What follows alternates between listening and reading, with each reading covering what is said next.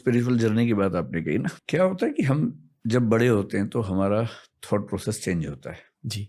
इसलिए छोटा बच्चा अगर बदमाशी ना करे तो अपने स्वधर्म के खिलाफ जी रहा है। इसलिए बच्चों को बदमाशी करना बहुत जरूरी है, शरारती होना बहुत जरूरी है। और जितना ज्यादा वो शरारती है उतना ज्यादा उससे पोटेंशियल है। जनरली आप ये भी मान के चल। फिर क्या होता है कि कई फिलोसफर्स ने और भारत के जो पुरुषार्थ व्यवस्था है उसमें एक बड़ी गहरी बात है कि 25 साल तक ब्रह्मचर्य कहा गया है, 25 से 50 गृहस्थ है, फिर वानप्रस्थ है, फिर संन्यास। ये बहुत बहुत लोगों ने बहुत लंबे समय तक सोच समझ के सिस्टम बनाया हो। एक कीरकेगार्ड नाम का फिलोसफर जर्मनी में हुआ हीगेल से करीब 100 साल पहले, और उसकी नहीं सॉरी हीगेल के समय में हुआ। और क्योंकि हीगेल बहुत पॉपुलर था, हीगेल एक रैशनलिस्ट था जो बहुत ही ऊट पटांग बात बोलता था जिसको लोग समझ नहीं पाते थे। उसने बड़ी गहरी बात कही कि जिंदगी में फेजेस आते हैं। शुरू में आप सुखों के पीछे भागते हैं, अंधे होके भागते हैं कि मुझे ये खाना है, ये पीना है, सेक्स चाहिए, ये चाहिए, वो ये सब चीजें बहुत अट्रैक्ट करती हैं कुछ समय के लिए। लेकिन जब आप इससे बाहर निकलते हैं आपको गिल्ट नहीं तो कम से कम ये लगता है कि इतना क्यों पागल हो गए थे इसके पीछे। धीरे धीरे आप नैतिक जीवन की ओर बढ़ते हैं, फिर नैतिक जीवन से भी ऊब होने लगते हैं, फिर आप स्पिरिचुअल लाइफ की ओर बढ़ते हैं। इसी बात को एक शायर ने बड़े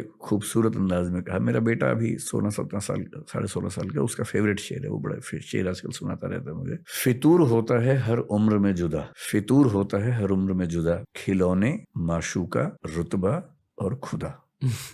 तो आपकी खिलौने की उम्र चली गई है, माशूका आप कह रहे हैं कि एक बार ब्रेकअप हो ही गया आपका। एक बार नहीं, अच्छा, ज्यादा बार हो गया, मल्टीपल ब्रेकअप्स।